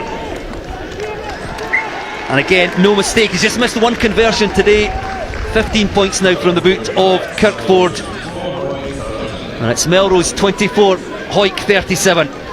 Yeah, he's a reliable kicker, and yeah, probably was given plenty of plaudits there to Rennick for his work at the line out and being the uber driver at the back of that drive and maul. But it all came from that loose pass from Melrose in attack. It fell into the hands of Kirkford, and he just trundled the ball end over end and gave Hawick the attacking platform that they needed to get their fifth try. Okay, that's enough. Hawick, of course, on 39 with that conversion, takes the difference to 15. So even two, we'd have to say, would be miraculous converted tries for Melrose. Not enough now. So Hawick with the game in the bag. Bruce Crawford out to Morgan Gabe. Melrose play for pride here. It's a lovely kick through by Morgan Gabe, gathered by the fullback. This could be a great individual try. No, he has to offload. Kieran Clark the man to go over. Morgan Gabe. It's an exceptional play by the fullback, and Kieran Clark goes in for his second score. Excellent try. We were waxing lyrical about Gabe in the first half, his balance of running, and the questions he was asking. It's a drop goal conversion attempt from Clark. It's not really going to matter because they need another converted try anyway to even have any hope of getting a victory, but time is of the essence, and it all came from this break from Gabe here. The ball sitting up nicely, just falls kindly into his arms, A little bit of mix-up in defence, but just the awareness as well, just to float the ball into the path. It's the support as well. The support has to be there to allow that pass to happen. And you can see the intent of those Melrose players coming through. Great offload, well gathered there by Kieran Clark, and he's at the double here. But he might just end up on the losing side.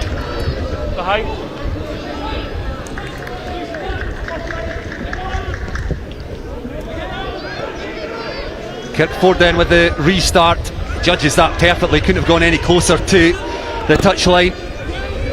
Melrose inside their 22, 10 points still the difference.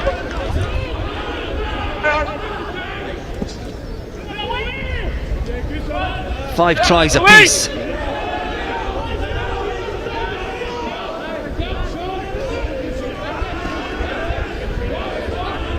Okay. Colvin out to Townsend. Brett.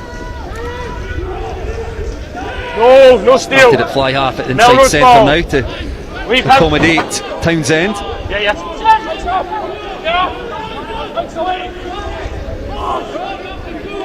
Colvin again just using the forwards. The Hawick defence has been impressive in the second half as well. They put a huge amount of pressure on Melrose, not giving them room to breathe. Colvin again to Runciman. Tackle made by Will Donaldson. Let it come. Late replacement for Hawick.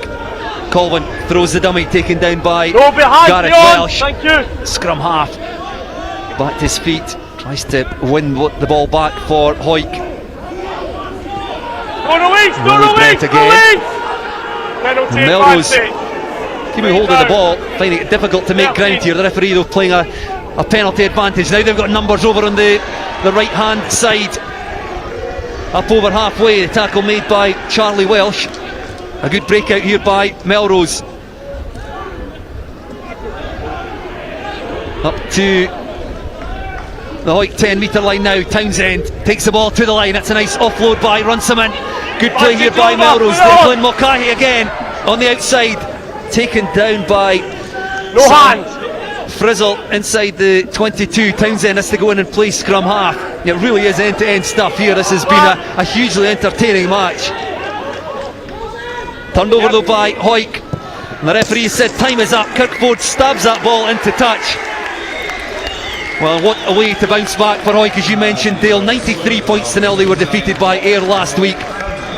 They could have been forgiven for feeling very sorry for themselves, but what better than a border derby to get yourself back on your feet? And they have made the short trip across to the Greenyards and will take the win home.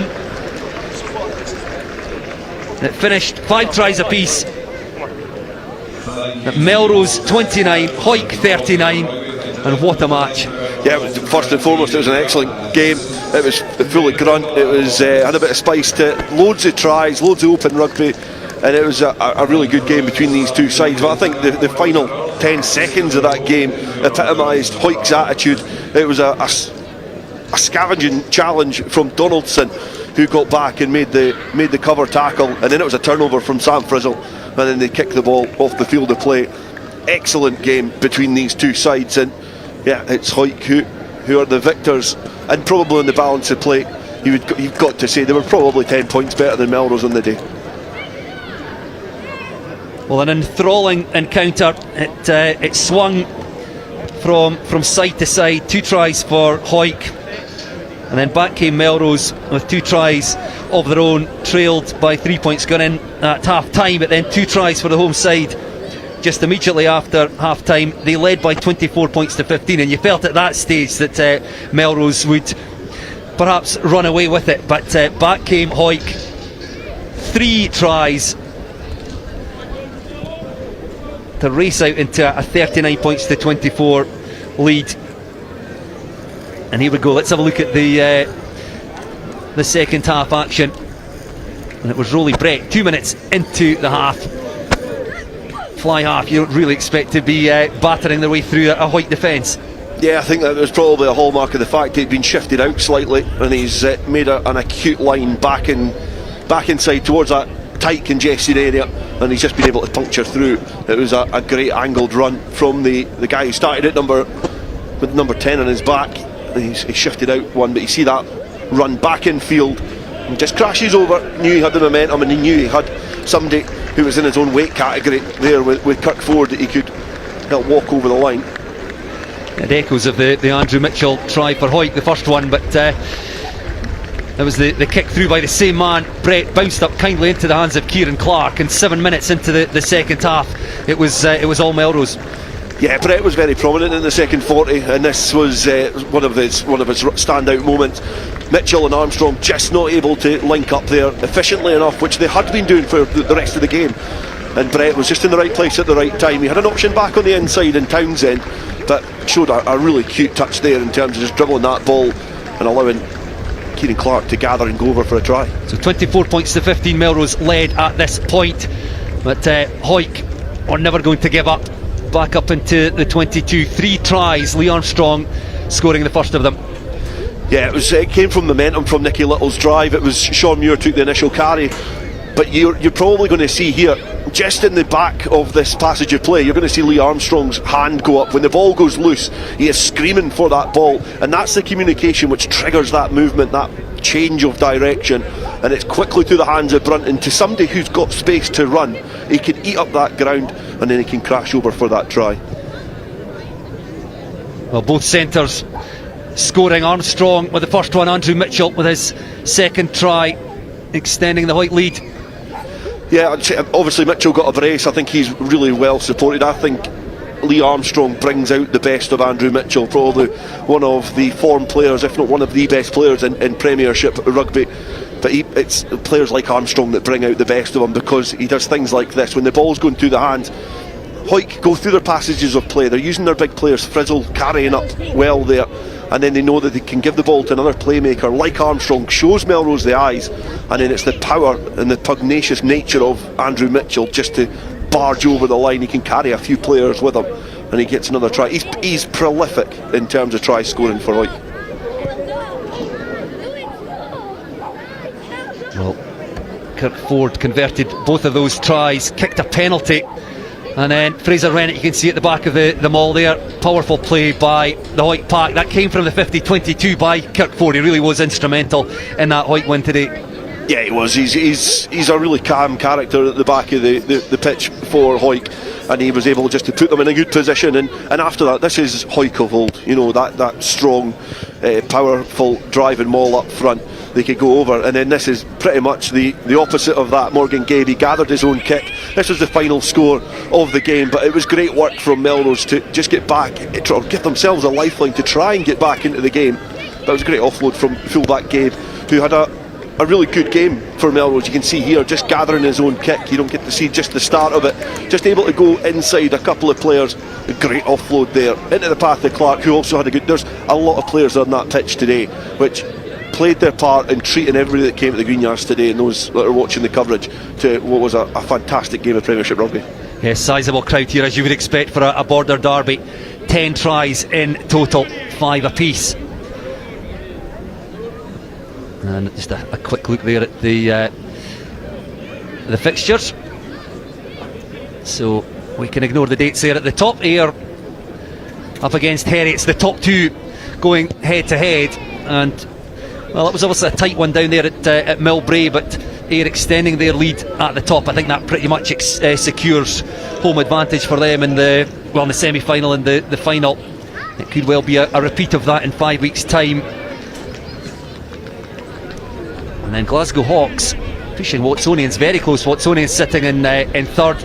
Curry Chieftains winning over Kelso. That I think should guarantee them the fourth playoff spot. We can have a look at the table now. So 9 points the difference between Curry Chieftains and Selkirk. So actually it's mathematically at least it's still possible for Selkirk to take that fifth place, but looking unlikely for now. You can see the two protagonists today now separated by just a single point in the middle of the table. Hawick with that game in hand still, 2 left to play, and then Mar defeating Enbraki, so jumped up to giving themselves hope. Still 3 games to play for Mar, so lots to play for at the bottom of the table. Yeah, that's Enbraki's condemned, going by my really probably poor calculations, but that'll be them condemned. And you know, Glasgow Hawks will be hoping that they've not got their wings clipped because Mark maybe just hitting form at the right time of the season, and they are getting dragged into a valuable bonus point for Kelso as well. Just keeps them at arm's length.